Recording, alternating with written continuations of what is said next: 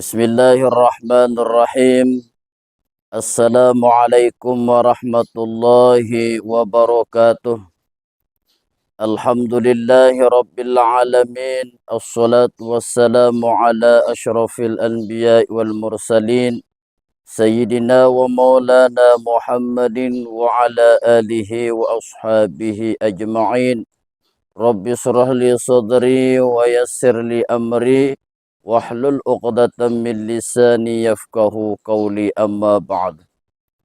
Qala Allah Ta'ala fi kitabihil karim, a'udzu billahi minasy syaithanir rajim. Bismillahirrahmanirrahim. Ya ayyuhalladzina amanu kutiba 'alaikumusiyam kama kutiba 'alal ladzina min qablikum la'allakum tattaqun. Shadaqallahul azim.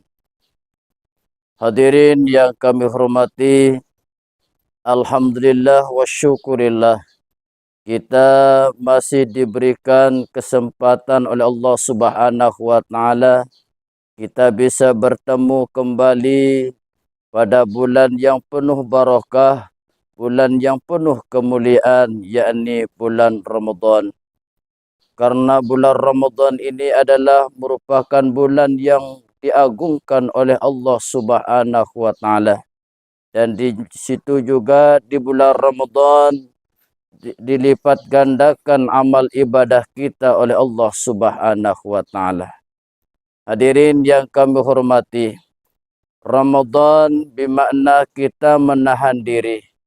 Bukan sekadar kita menahan perut dan menahan dari segala macam makanan. Tapi kita harus menahan dari segala aspek. Baik menahan anggota tubuh kita. Baik menahan perut kita. Dan menahan segala anggota-anggota kita yang membuat kita melakukan dosa kepada Allah Subhanahu wa taala. Bahwa Ramadan ini juga kemuliaannya, keutamaannya adalah karena di bulan Ramadan inilah bisa dibagi Ramadan itu menjadi 3.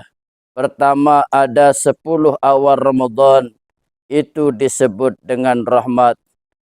Pertengahan bulan Ramadan ke-10 pertengahan disebut dengan maghfirah. Dan akhir 10 Ramadan itu disebut dengan itkun minan nar. Kenapa Ramadan itu dibagi menjadi 3? Pertama, rahmat. Di sini kita sebagai orang yang melaksanakan puasa Ramadan, tentu kita harus saling sayang, saling cinta sesama manusia. Karena kenapa? Kita sebagai orang Islam harus menghargai, saling menampakkan kasih sayang kita sesama manusia. Sehingga itulah disebut dengan rahmat, kasih sayang. Kalau kita mau rahmat Allah Subhanahu wa taala atau kasih sayang Allah, maka tentu kita sebagai orang yang melaksanakan puasa, maka kita harus saling sayang menyayang di antara sesama manusia. Yang kedua, 10 kedua daripada bulan Ramadan adalah maghfirah. Ketika kita melaksanakan puasa, maka kita mendapatkan ampunan dari Allah Subhanahu wa taala. Ketika kita mau ampunan Allah Subhanahu wa taala, maka kita harus saling memaafkan, saling mengampuni sesama manusia. Karena ketika kita tidak mau saling memaafkan di antara sesama manusia, maka kita tidak diampuni oleh Allah Subhanahu wa taala. Karena itulah puasa ini kita mendapat maghfirah dari Allah, maka kita tentu harus kita saling mengampuni, saling memaafkan di antara sesama manusia. Hadirin para jamaah rahimakumullah, 10 terakhir adalah itkun minan nar. Maka kita melakukan puasa di bulan Ramadan 10 terakhir, maka kita akan dihindari dari api neraka. Maka oleh karena itu ketika ingin kita mau dihindari dari api neraka, maka tentu kita harus jangan sampai tampakkan amarah kita ketika kita melaksanakan puasa. Karena amarah itu merupakan hawa nafsu yang tidak baik. Karena Allah Subhanahu wa taala menjelaskan tentang bagaimana nafsu itu membawa kita ke dalam kejahatan. Innan nafsa la'ammaratum bisu. Sesungguhnya nafsu itu selalu membawa kita ke kejahatan. Oleh karena itu, marilah kita gunakan kesempatan bulan Ramadan tahun ini. Kita gunakan sebaik-baiknya. Karena di sini bulan Ramadan adalah penuh keberkahan, penuh kemuliaan. Sehingga Rasulullah sallallahu alaihi wasallam telah bersabda, "Lau ta'lamuna ummati ma fi Ramadan, la tamannau an takuna sanatu kulluha Ramadan."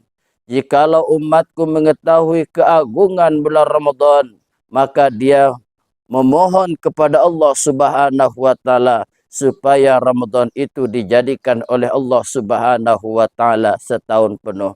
Oleh karena itu, marilah kita gunakan kesempatan bulan Ramadan ini untuk bertakarrub kepada Allah, mendekatkan diri kepada Allah Subhanahu wa taala dengan melakukan ibadah semaksimal mungkin, menjaga nafsu kita dari hal-hal yang tidak kita inginkan atau hal-hal yang tidak diridhoi oleh Allah Subhanahu wa taala. Mungkin sekedar ini saya sampaikan, mudah-mudahan ada manfaatnya. Wallahul muwaffiq ila aqwamit thariq. Assalamualaikum warahmatullahi wabarakatuh.